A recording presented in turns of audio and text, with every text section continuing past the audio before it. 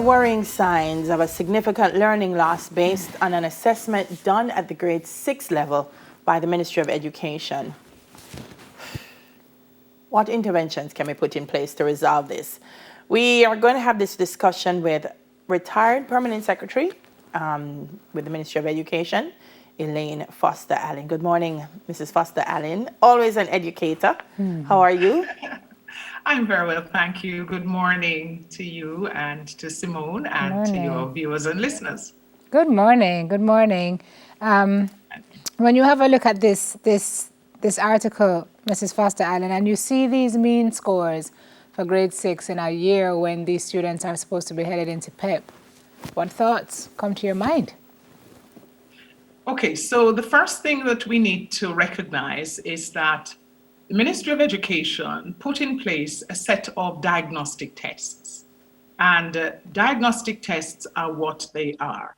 They are meant to inform the school, the teacher, the system about the weaknesses that children may be experiencing in the subjects that they're doing, in the learning that is taking place.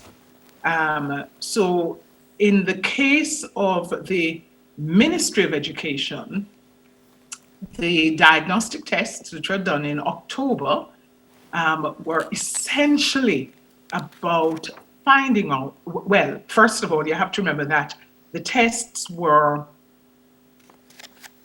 developed in such a way that they focused on the essential, fundamental learning objectives that are in the National Standard Curriculum from grade 2 up to grade 10. I think that's really important for us to understand that this is not, it's not a PEP test. It is a diagnostic test that tells you what is happening in the system. Okay?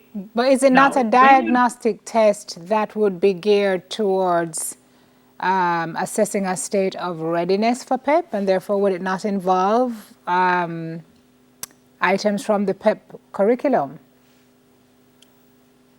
Can we not talk about the PEP curriculum, but the National Standard Curriculum? Of course, all the items would have been would have focused on the learning objectives within the National Standard Curriculum. So you're quite right about that. It's not a diagnostic test that was taken out of the air. It was specific to the learning objectives, content, and so on of the National Standard Curriculum.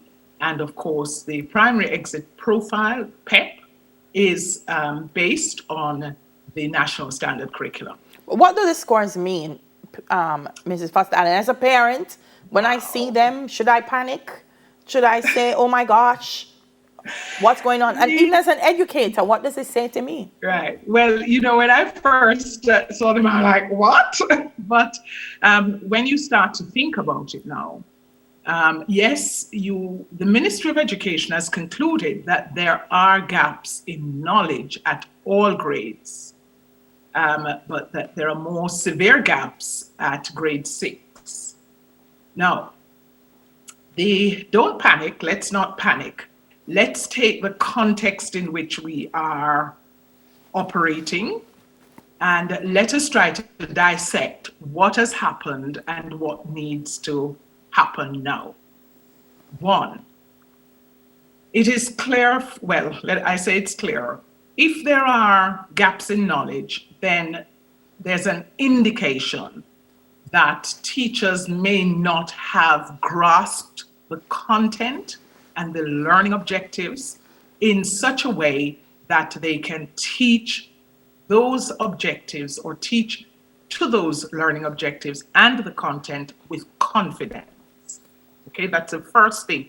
And if I were a teacher in any classroom now, I would be going over the diagnostic tests and looking to see where the gaps have occurred.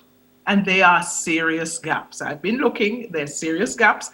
When you think about the results that say only a small number of the 10% of the cohorts were assessed. In math, for example, the scores are worrying. Now, we've always had a problem in the system with, first of all, having enough qualified teachers in math and in the sciences to teach well and to teach across the system equally well. So I would, one, look at the scores, and there is a document called the, see if I can find it. It's a scoring document, how to interpret the scores. Now, each school has access to the interpretation document. What the principal and the teachers ought to be doing they should be looking at the score against each item. How did children do on this item? Did they do well enough? Why didn't they do well enough? Where are the gaps in learning in this particular area of the curriculum? And begin to reteach, maybe undo some of the preconceptions that the children had, and teach the thing properly. Now, under COVID-19, where people have the opportunity to use virtual teaching methodologies, it is a great opportunity for the schools to say, look here, we have a great teacher of math, of primary math in this school. We can put on an opportunity for your children in your school to join with our children in my school to get it right.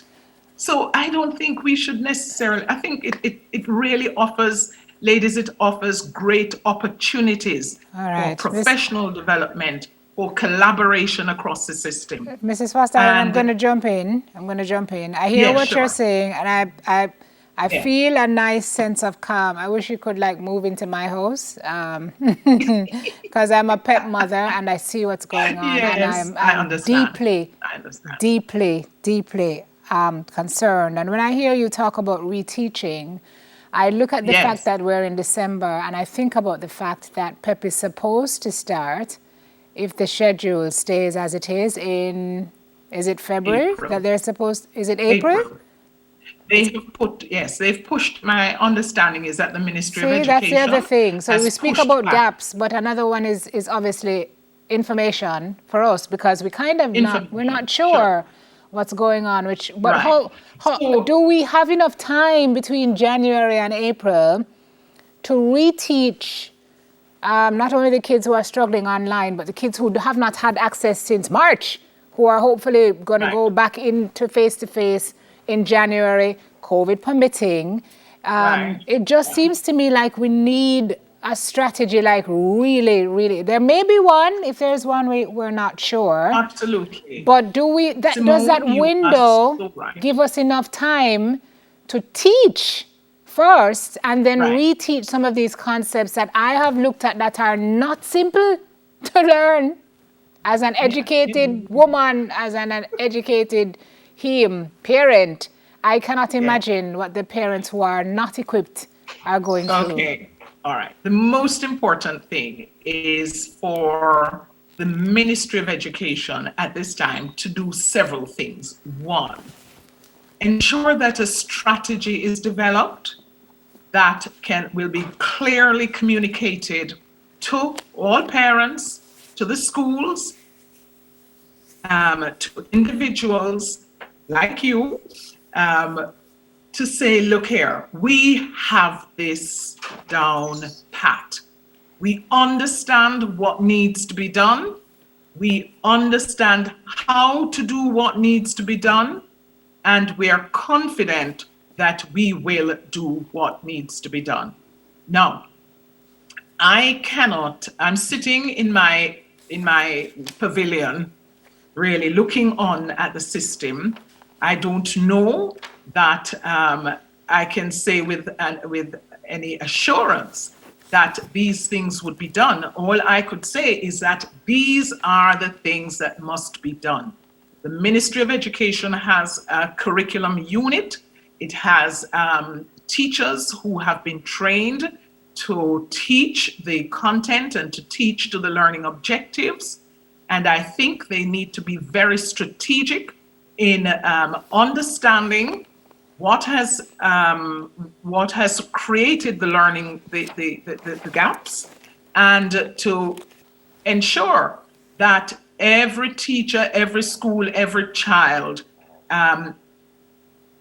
gets the opportunity to fill those gaps in learning. All right. Yeah. We have to leave it there. It's a very important discussion.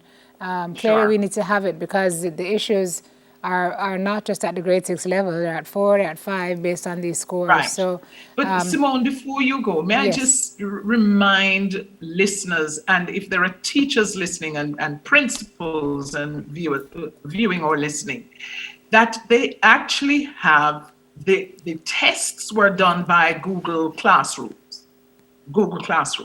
They have access to all the data in their schools. Since October, when those tests were done, the multiple choice tests were done, they should have been analyzing the data. Every single teacher, every principal involved in this thing should have sat down with their teachers and should have, without actually waiting for the ministry to say, come and do this, they should have been doing it. I've talked about the fact that teachers need to be empowered, and they need to empower themselves to do teaching and create learning opportunities from within their own sphere of influence. Collaborate with those who know how to do what to do and teach well. It is possible. Fully agree with you. Copy that loud and clear. Thank you. We have to go. Yeah. Yeah. Thank you very much. Elaine Foster Allen, retired permanent secretary with the Ministry of Education. It has to be fixed, and we have to find a way. On the other side of the break, a military man spreads Christmas cheer. Stay with us.